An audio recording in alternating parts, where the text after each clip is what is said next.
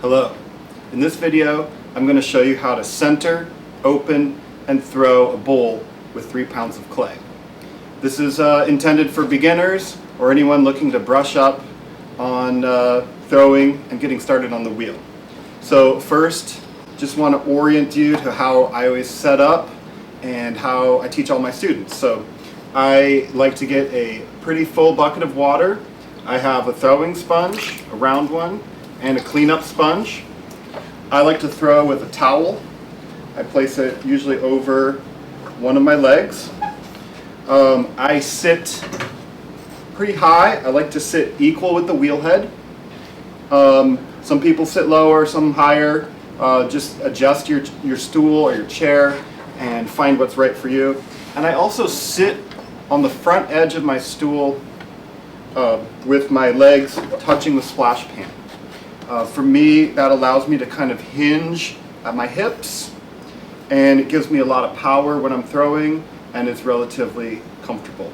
I'm big on body positioning with wheel throwing, and so test out, find the thing that works for you. All of our bodies are different, but the wheels stay the same. So higher, lower, you may need to raise your left leg as well. For this, you don't need a lot of tools. I have a few ribs. I have a metal rib that I make, my own, maybe a wooden rib, commercially available ribs, a wooden knife, a needle tool, and cut-off wire. Okay, so let's get started. I have my wedged 3-pound block of clay. I bring this into a cone.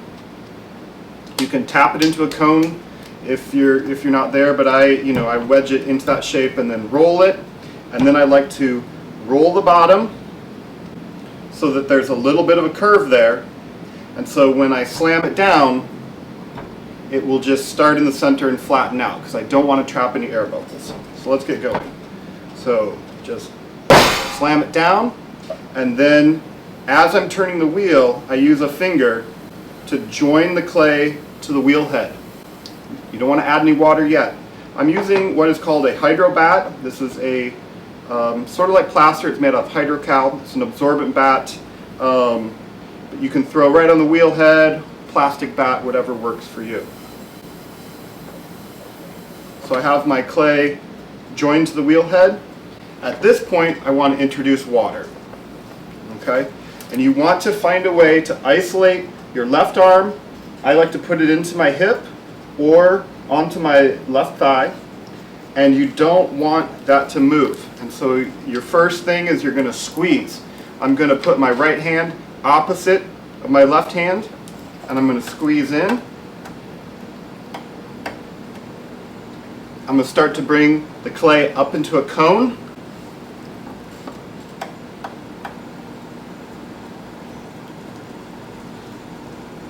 When I have a nice cone, I'll add some more water.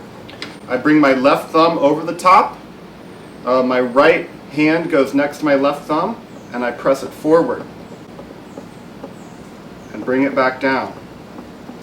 This is called wedging on the wheel. I like to do that at least 3 times, so let's bring it up again. So what's going on is my left thumb, the base of my left palm and my left arm, they're going right into the clay, and I'm using my right fingers to bring the clay up into the cone. After I bring it up, I'm going to push it forward again. I can start to feel that the clay is getting kind of more organized. It's not fighting me as much. Let's bring it up one more time. I'm applying a lot of force. If you rip off a piece of clay, that means you put too much force on it. If nothing is happening, you're not pressing hard enough. Okay, once again, I bring my thumb over the top. My right hand goes next to my left thumb. I cup the clay and I bring it down.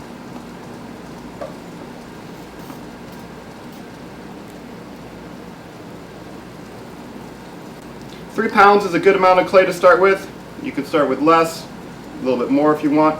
I also like to keep a bucket, and this is where I'll just scrape off and save any extra clay and slip. Okay?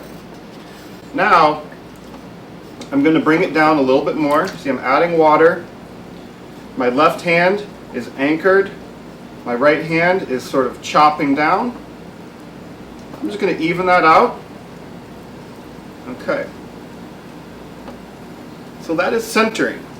The next step is we're going to open.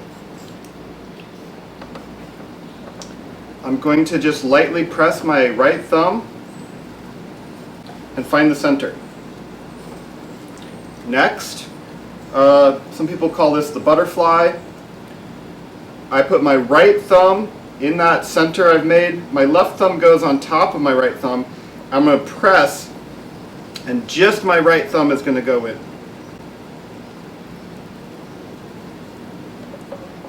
Okay? You want to leave about 1 inch of clay. And over time, you can test it with your needle tool.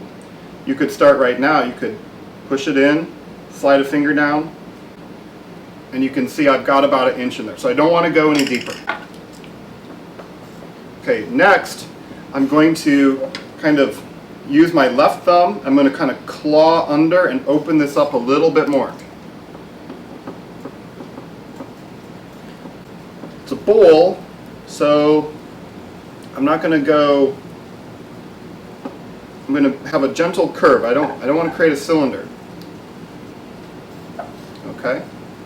So I've got all this nice slip. I can reuse that for lubrication. I do another opening move, which I sweep across with my middle finger on my left hand with a pinching motion with my thumb kind of right in towards my torso. Okay? And so let me just kind of pinch that up. I'm opening it a little bit more, and I'm starting to raise the wall just a little bit. Finish by compressing the rim, and now I have done the opening stage. Next, we're going to move on to pulling the walls. For that, I like to use a sponge in one hand. Some people throw with 2 sponges, some with no sponges. It's really up to you. I would test the different ways of doing it and find what's comfortable for you. Okay? For the inside, for these pulls, I should back up and say, if you look at this like a clock, everything is going to happen from, really for me, about 4 to 6 o'clock, if 6 is right in towards my torso. I've seen students, try and pull over here on the back side. You really want to keep things into your body because that's where your power is with your arms. You don't want to be leaning out here and making it a shoulder thing. Okay? And I'm going to press in with the middle finger of my left hand. And for my first couple pulls, I try to use just my knuckle on my right hand. I make a fist, and I just kind of have that sponge in there. I just find it comfortable. Okay, and so I'm going to kind of press in with my right knuckle. I don't want to move a lot of clay. And once I get a little undercut here, you can see I already scraped off a little bit of clay. Once I get a little undercut, I'm going to start bringing that up. And you want to have just 1 point of contact on the inside and 1 on the outside. Finish with compressing the rim. That's my first pull. Add some more water, and I'm going to do another pull. So I'm going to go again with my knuckle. I like to go 1, 2, 3. That'll make a little undercut there. And then bring it up again. So I have my left middle finger on the inside and my right index finger knuckle. Some people use other fingers. And I'm just doing my second pull, bringing up that wall. Compress the rim. Get rid of the excess.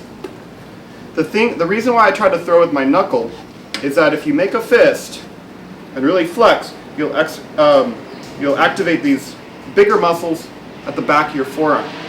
If you do a lot of throwing with the tips of your fingers, if you press the tips of your fingers, that's going to be your wrist. And those are smaller muscles, they'll weaken quickly. So I try to save throwing with my fingertips for the more detailed final pulls. Okay, add some more water. Now I'm going to come in, it's going to be, for me, 2 middle fingers. Do you see? Those are the 2 fingers that are touching the clay.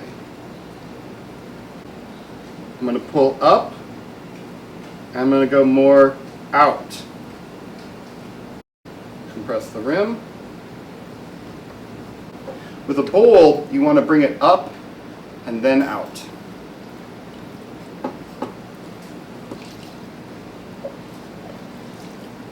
That's just the way the clay wants to be supported. Let me do another pull. I'm going to get underneath there. This time I'm using my sponge.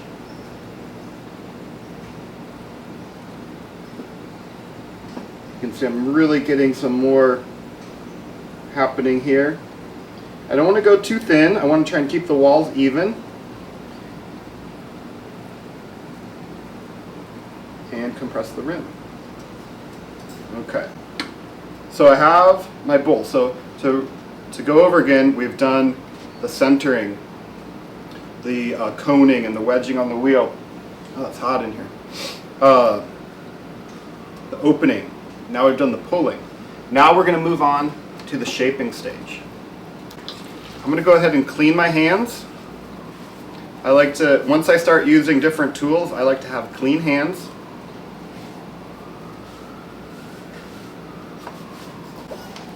And I can use my towel. And I'm going to take my homemade metal rib, and I'm going to go hold it with 2 hands, and I'm going to start right at the center, bottom, and then I'm going to support the bowl from the outside, and I'm going to open and lower the walls a little bit. I've removed a little bit of slip. I'm going to repeat that process.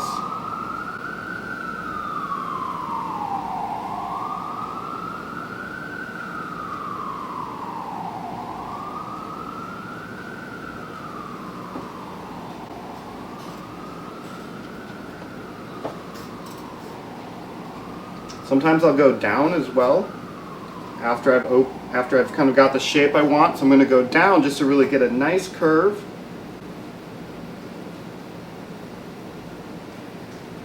I'm only worried about the inside of the bowl. I'll deal with the outside when I trim it. The final step, you can leave this. You could keep going deeper. I'm going to go ahead and put a little rim on this. So I'm going to wet my finger, kind of wet the back of it, so that my finger will slide along the wall. And then I'm going to support the rim. So I'm supporting the rim with my thumb and my index finger. And then I'm going to come with the rib on top, and I'm going to add a rim. I'm going to put a little bit more attention on the inside of the bowl where it meets the rim.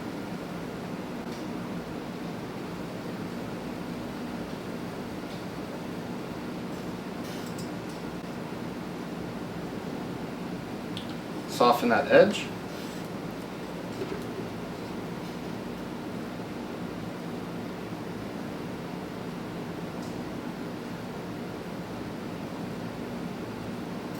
Okay. If I wanted to, or if you want to, you can take an even softer rib. This is the red Mud Tools rib. I'm going to come in at a low angle and really smooth out the inside. Remove any of the throwing marks.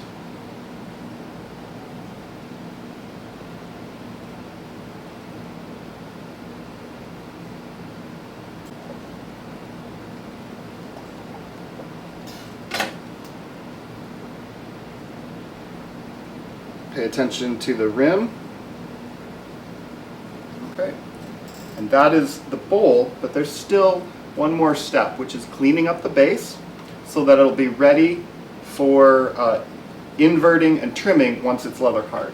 So for that I'm going to take the wooden knife, and I'm going to hold it with two hands.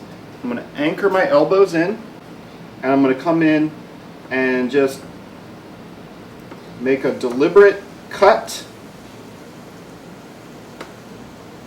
So I know that it's a nice circle. I'm going to remove the excess clay.